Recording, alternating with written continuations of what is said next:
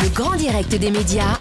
Initial TV. Et comme tous les matins, on termine cette heure d'émission avec le sourire de Tom Villa pour Initial TV. TV comme Tom Villa. Bonjour Tom. Bonjour Thomas, bonjour à tous. Alors aujourd'hui, vous vouliez profiter de la venue de Julie Rigoulet qui est toujours à nos côtés dans ce studio, la rédactrice en chef de ce magazine Rétro. Vous vous êtes plongé évidemment dans ce magazine ce matin. Exactement, bonjour Julie. Bonjour. Alors vous êtes donc la rédactrice en chef du magazine Rétro. Alors je tiens à le préciser, ce n'est en aucun cas un magazine sur les miroirs automobiles. Rien à voir, ça c'est Passion Rétro et je sais de quoi je parle, je suis abonné. Passion Rétro, un œil sur la route, un œil dans le rétro, c'est Passion Rétro.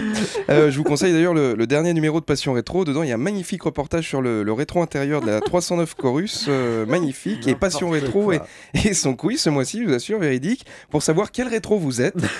J'ai eu une majorité de triangles, je suis le rétro gauche de la Renault 21 Nevada, je m'y attendais.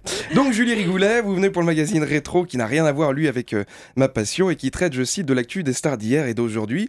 Alors je l'ai lu, peut-être un petit peu plus d'hier que d'aujourd'hui quand même, en couverture de Funès, Bourvil, Claude François, Dalida, Delon. 1,50 € pour l'actu d'il y a 30 ans, aller chez le dentiste, à DVSD de 97, mais au moins t'as un détartrage.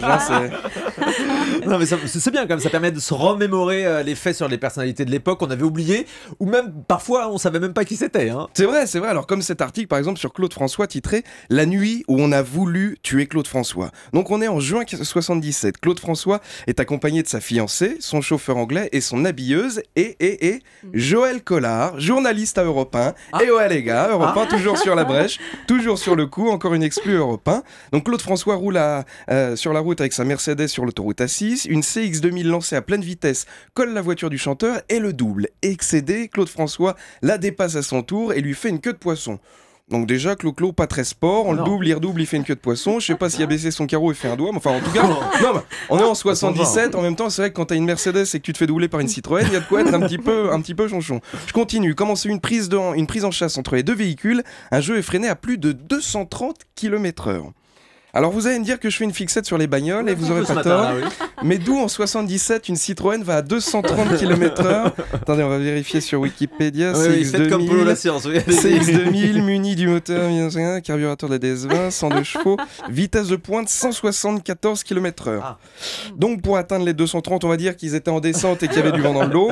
La course poursuite continue. Soudain, les passagers de la Citroën ouvrent le feu sur la voiture de Claude François. Alors certes, une queue de poisson, c'est pas très sympa. Enfin de là à tirer sur les gens, on n'est pas en Corse quand même.